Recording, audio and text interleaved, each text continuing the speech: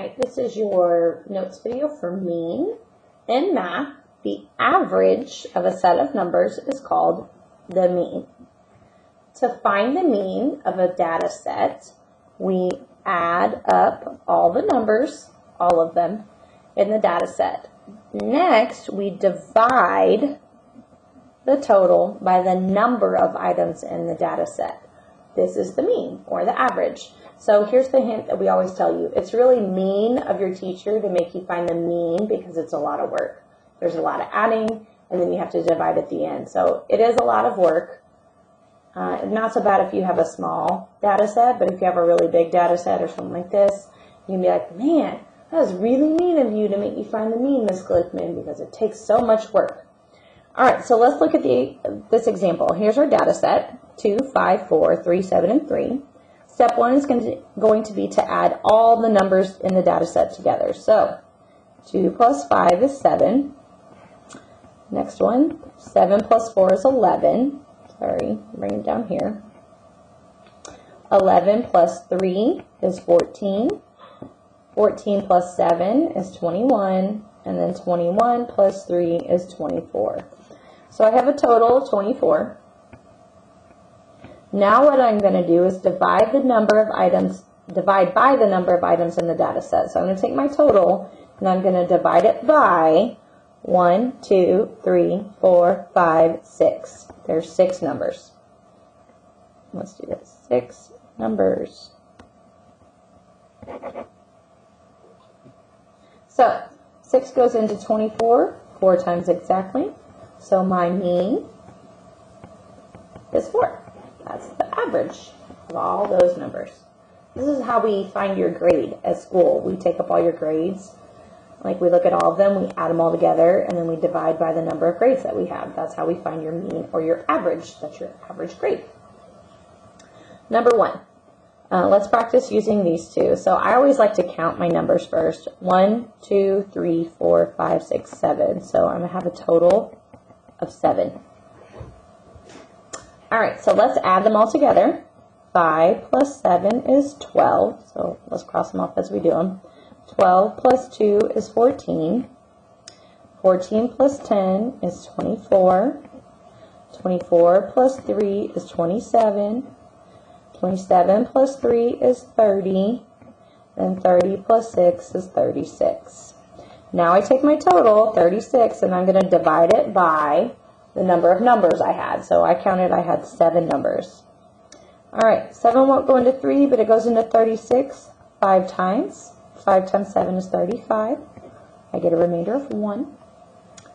I need to keep going, so I'm going to add a decimal, take it up, and a 0. 7 goes into 10 one time. Minus 3 is 7. Add a 0, bring it down. 7 go... Oops. Oh, I made a boo-boo. I should have subtracted 7 here. Sorry. 7 times 1 is 7. Oops, Miss Glickman. 10 minus 7 is 3. Now I can add a 0, bring it down. 7 goes into 30 4 times. 4 times 7 is 28. 30 minus 28 is 2. Go one more time because we only asked you to go 3 numbers behind the decimal. 7 goes into 22 times. That would be 14, which leaves me with 6, but I don't need to keep going. So my mean is 5.142. 3 decimals. Make sure 12, 14, 24, 36, yep. And 1, 2, 3, 4, 5, 6, 7. Okay. Number 2. Here's all my numbers, so let's count them up. I have 1, 2, 3, 4, 5, 6, 7, 8. So I have a total of 8 numbers. Let's add them all together. So I've got 46.4 plus 29.3. Remember, when you're adding decimals, you have to line them up. 4 plus 3 is 7. Bring down my decimal. 6 plus 9 is 15. 1 plus 4 plus 2 is 7. Let's add the next number, 48.2. 7 plus 2 is 9. Bring down the decimal. 5 plus 8 is 13. 1 plus 7 is 8, plus 4 is 12.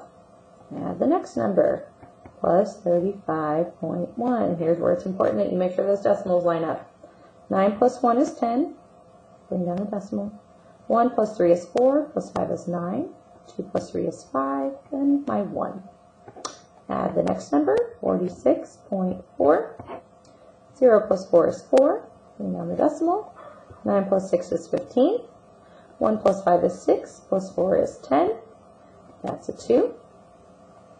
I'm going to bring this number up here, 205.4, because I need more room. Add the next one, plus 39.5. 4 plus 5 is 9, another decimal. 5 plus 9 is 14. 1 plus 0 plus 3 is 4, and then my 2. Add the next number, 41.3. 9 plus 3 is 12.